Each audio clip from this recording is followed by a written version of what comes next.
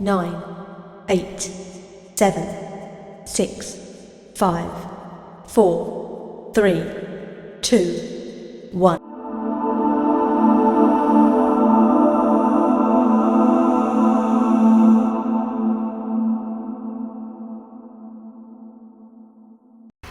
Assalamualaikum warahmatullahi wabarakatuh.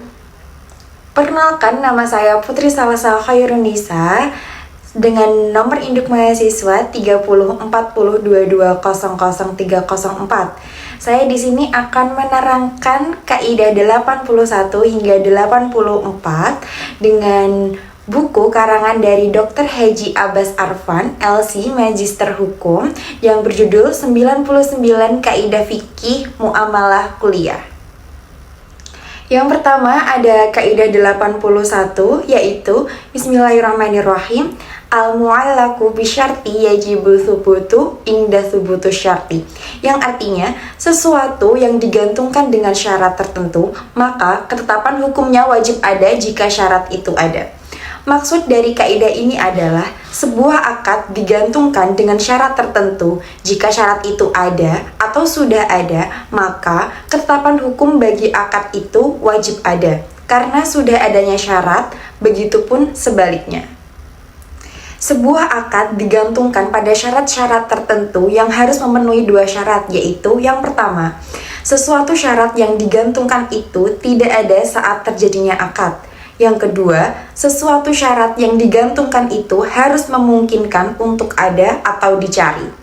Aplikasi dari kaidah ini yaitu, apabila seseorang memesan barang dengan syarat akadnya batal, apabila pesanan tidak selesai dalam waktu 1 bulan.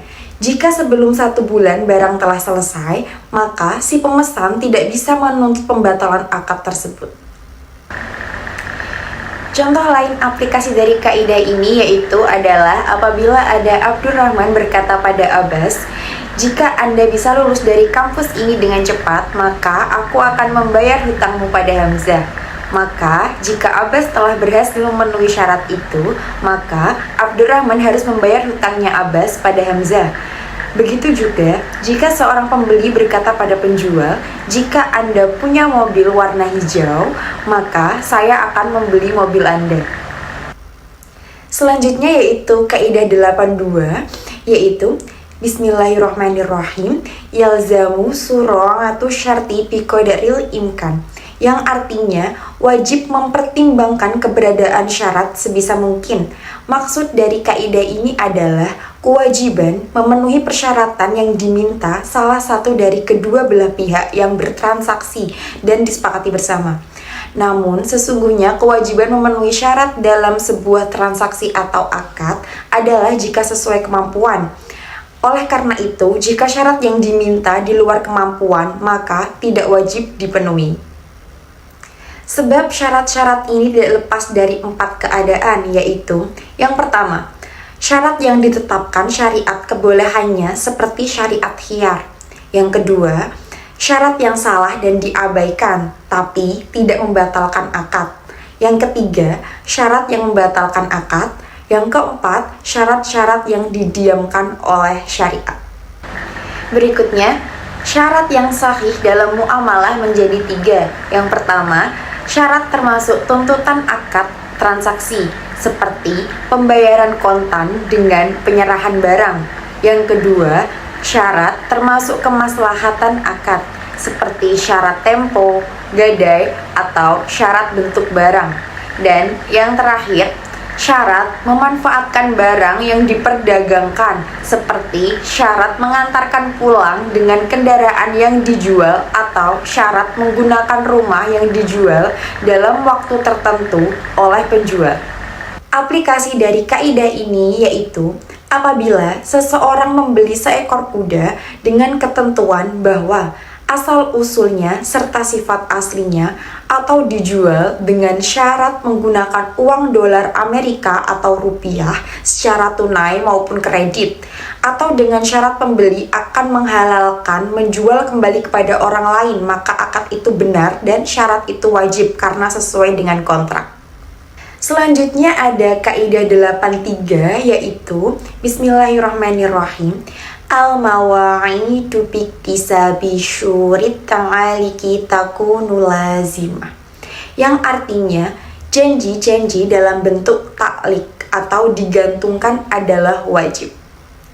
Maksud dari kaidah ini adalah semua janji-janji dalam bentuk taklik atau digantungkan adalah wajib dipenuhi jika sesuatu syarat yang telah digantungkan itu terpenuhi.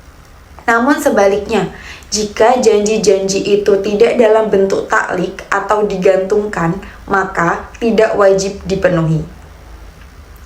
Kaidah tersebut merupakan pendapat mazhab Hanafi yang bertentangan dengan sebagian besar mazhab karena mazhab lainnya berpendapat bahwa semua janji-janji baik dalam bentuk taklik atau digantungkan atau tidak adalah tidak wajib dipenuhi.